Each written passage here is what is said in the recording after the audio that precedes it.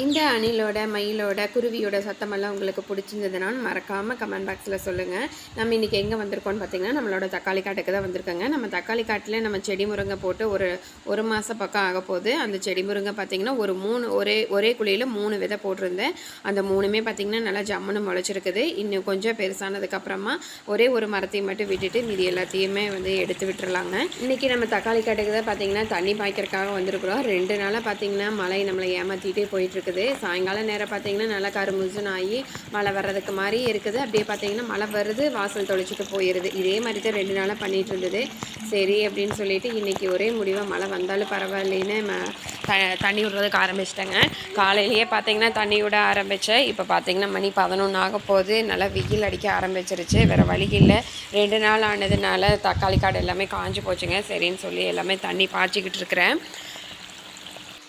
இது பார்த்திங்கன்னா நம்ம தக்காளி காட்டிலேயே ஒரு சாலை ஒன்று போட்டிருக்குறோங்க. அந்த சாலைக்குள்ளே பார்த்திங்கன்னா இந்த மாதிரி சின்ன சின்ன நிலத்தில் பார்த்திங்கன்னா இது சின்ன சின்ன ஓட்டையாட்டு இந்த மாதிரி இருந்தது. அதுக்குள்ளே பார்த்திங்கன்னா ஏதோ ஒரு பூச்சி இருக்கும் போல் எப்படி அந்த மண்ணை மேலே தள்ளி விட்டுட்டு எப்படி ரவுண்டாக அழகாக கட்டியிருக்குதுன்னு பாருங்கள். அதோட வீட்டை நிறைய இருந்ததுங்க. இந்த சாலையில் பார்த்தீங்கன்னா கால் முதியெல்லாம் வைக்கிறது இல்லைங்களா, அதிகமாக புழங்குறது இல்லை இந்த சாலையில். அதனால பார்த்திங்கன்னா இந்த மாதிரி எல்லாம் இருக்குது. நம்ம புழங்கக்கூடிய இடத்துல பார்த்திங்கன்னா இந்த மாதிரி எல்லாம் இருக்கிறதில்ல. இது பார்த்திங்கன்னா ஒரு 2 நாளைக்கு ஒருக்கா 3 நாளைக்கு ஒருக்கா தான் இந்த சாலைக்கு வர்ற இல்லைங்களா. அதனால் இந்த மாதிரி கால் படாத இடத்துல எல்லாம் இந்த சின்ன குருவி சின்ன பூச்சி இந்த மாதிரி ரவுண்டாக அழகாக வீடு கட்டிக்குது பாருங்கள். அதோட வீட்டை எவ்வளோ ஒரு திரும்பியாக கட்டியிருக்குதுன்னு பாருங்கள். அதுக்குள்ள ஏதோ ஒரு பூச்சி இருக்கும் போல் மண் அப்படியே லைட்டாக மேலே தள்ளி விட்டுட்டே இருந்ததுங்க. நிறைய இருக்குதுங்க. அழகாக இருந்தது. சிறுசுலேருந்து பெருசு வரைக்கும் பெரிய ஓட்டை வரைக்குமே போட்டிருக்குது பாருங்கள். நல்லா பெரிய பெரிய ஓட்டையாக இந்த மாதிரி அதோடய வீட்டை கட்டியிருந்ததுங்க அந்த பூச்சி. இது என்னன்னு தெரியல, தெரிஞ்சதுன்னா மறக்காமல் சொல்லுங்கள். இதெல்லாம் சின்ன வயசில் பார்த்தது, மறுபடியும் இப்போ பார்த்தீங்கன்னா பார்க்குறக்கு ஆரம்பித்தாச்சு. எவ்வளோ இது போட்டிருக்குன்னு பாருங்கள். அந்த சின்ன பூச்சி அழகழகாக இருக்குது பாருங்கள். இது பார்த்திங்கன்னா எவ்வளோ பெருசாக இருக்குதுன்னு பாருங்கள். இது என்ன பூச்சி என்னன்னு தெரியல, தெரிஞ்சதுன்னா மறக்காமல் சொல்லுங்கள், நானும் தெரிஞ்சுக்கிறேன்.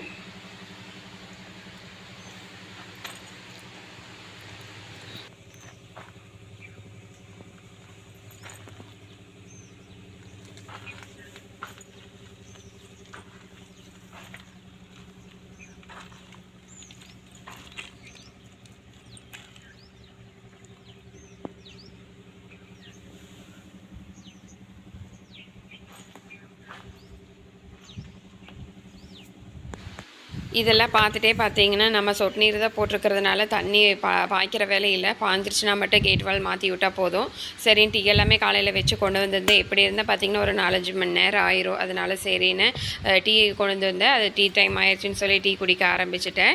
பாப்பா பார்த்திங்கன்னா இங்கே தொட்டில் தூங்கிட்டு இருக்கா. இது பார்த்திங்கன்னா கூரைச்சாலைங்க. இந்த ஓலையில் மேய்ஞ்சிருக்கிறோம். அதனால கொஞ்சம் நல்லாவே இந்த இடத்துல பார்த்திங்கன்னா நல்லாவே காற்று வரும். அதுவும் இல்லாமல் வெயில் அடிக்கிற வெயிலுக்கு பார்த்திங்கன்னா நல்லாவே இந்த இடத்துல தூக்கமும் வருங்க. நல்லா காற்று பார்த்திங்கன்னா நல்லா சிலுசிலுன்னு நல்லா வரும். சுற்றியும் பார்த்திங்கன்னா மரம் எதுவுமே இல்லை. ஆனாலும் பார்த்திங்கன்னா தூரமாக இருக்குது, 1-2 மரங்கள் இருக்குது. அதில் இருக்கிற காற்றே பார்த்திங்கன்னா நல்லா சிலுசிலுன்னு வருதுங்க. அது இல்லாமல் கூரைச்சாலைங்கிறதுனாலேயே பார்த்திங்கன்னா இயற்கையாகவே அதில் நல்ல ஒரு கூலிங் கிடைக்குமுங்க. நல்லா பார்த்திங்கன்னா இந்த தடுக்கு போட்டு இந்த மாதிரி மேய்ஞ்சிருக்கிறோம் தென்னை ஓலையில்.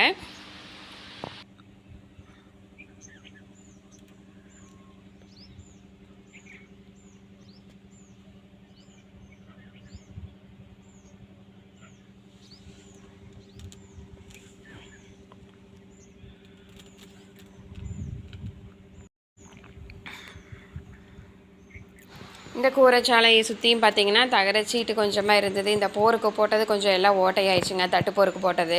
அதனால சரின்னு சொல்லி இது சுற்றியும் பார்த்திங்கன்னா மறைச்சிட்டோம். ரொம்ப ஓப்பனாக இருந்தாலுமே காற்று ரொம்ப வடிக்குது. அதனால் சரின்னு சொல்லி ஏதோ நம்ம இருக்கிற சாமானெல்லாம் போட்டு வைக்கிறக்கு ஆகும் இல்லைங்களா. விவசாய தோட்டத்திலேயே பார்த்திங்கன்னா இதை ஆனது ஆகாது எல்லாமே கொண்டு ஒரு இடத்துல போட்டு வைப்போம். அதனால சரி இருக்கட்டுன்னு சொல்லி சுற்றியுமே மறைச்சிட்டேங்க. அதுக்குள்ளே இந்த ஹெலிகாப்டர் வேறு வந்துருச்சுங்க.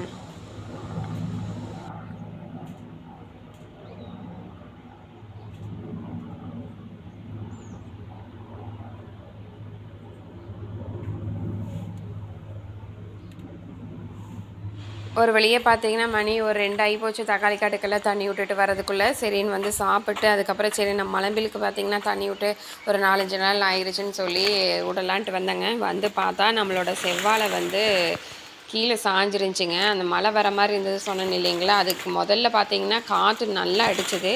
அந்த காற்றுக்கு பார்த்திங்கன்னா நம்மளோட வாழை சாஞ்சிருச்சு.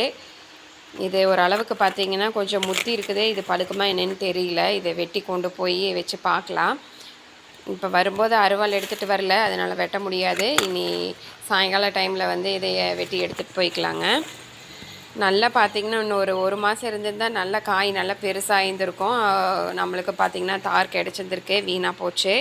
காற்றுக்கு என்ன பண்ண முடியும், ஒன்றும் பண்ண முடியாதுங்க. நடு மரத்தில் பார்த்திங்கன்னா முறிஞ்சிருச்சு. அப்புறம் சரின்னு சொல்லிவிட்டு நம்ம மலம்பில் காட்டுக்கு பார்த்திங்கன்னா ஸ்ப்ரிங்க்லர் போட்டிருக்குறோம். அதுக்கு தண்ணி எடுத்து விட்டுட்டு வந்துட்டேங்க. இது ஒரு 2-3 மணி நேரம் ஓடிச்சு அப்படின்னா நல்லா நனைஞ்சிக்கோங்க. அதில் அடிக்கிற வெயிலுக்கு பார்த்திங்கன்னா ஒரு நாள் விட்டு ஒரு நாள் விட்டுட்டே இருக்கணும். அந்த ஸ்ப்ரிங்க்லரில் கொஞ்சம் மிஸ்டேக் ஆகிடுச்சு. அதனால் பார்த்திங்கன்னா ஒரு 2-3 நாள் தண்ணி விடாம விட்டாச்சுங்க. இப்போ பார்த்திங்கன்னா ரெடி பண்ணிவிட்டு தண்ணி விடுறதுக்கு ஆரம்பித்தாச்சுங்க.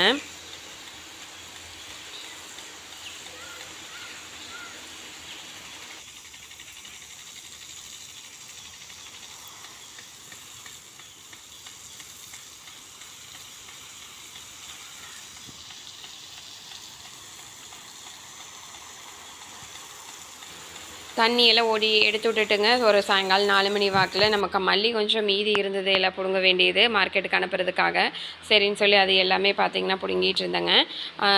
இது வந்து அடுத்த நாள் காலையில் தான் அனுப்ப போகிறேன். அதனால சாயங்காலமே பார்த்திங்கன்னா எல்லாம் இந்த மாதிரி தண்ணி விட்டு எல்லாம் பிடுங்கி வச்சுட்டேங்க. எல்லாம் கட்டி ஓரளவுக்கு பார்த்திங்கன்னா இப்போ விலை ஒரு நல்லாவே இருக்குது. ஆனால் மல்லி தான் பார்த்திங்கன்னா நல்லா முளைச்சி வரல. ஒரு 100 கட்டு பார்த்திங்கன்னா எல்லாம் பிடுங்கி வச்சுருக்கிறேன். இது எல்லாமே காலையில் வந்து ஒரு சாக்கில் போட்டு எடுத்து அனுப்புனேங்க. மல்லி பிடுங்கறக்கு ஆரம்பித்தோன்னதையுமே பார்த்திங்கன்னா எப்பவும் போல் மழை வர்றதுக்கு மாதிரியே ஒரு அறிகுறி இருந்தது. இடி இடிக்குது, காற்றடிக்குது, இந்த மாதிரியே பண்ணிகிட்டு இருந்தது. சரின்னு பிடுங்கின மல்லி எல்லாமே பார்த்திங்கன்னா வீட்டுக்கிட்ட கொண்டு வந்து எல்லாம் வச்சுட்டு கீழே அது மேலே பார்த்திங்கன்னா வாடாமல் இருக்கிறதுக்காக அந்த சாக்கு துணி எல்லாமே தண்ணியில் நனைச்சி போட்டு விட்டுட்டேங்க. மல்லி மேலே வந்து தண்ணி ஊற்றக்கூடாது, எல்லாம் அழுகி போயிடும். அதனால் சும்மா இந்த மாதிரி சாக்கை மட்டும் சாக்கு துணி எல்லாம் இந்த மாதிரி நனைச்சி போட்டு அப்படின்னா ஓரளவுக்கு வாடாமல் இருக்குமுங்க. இந்த வீடியோ இதோட முடிச்சுக்கலாங்க. இந்த வீடியோ பிடிச்சிருந்ததுன்னா மறக்காமல் வீட்டு தோட்டம் vlogs சேனலை சப்ஸ்கிரைப் பண்ணிக்கோங்க. அப்படியே லைக் ஷேர் பண்ணிடுங்க. பாய்.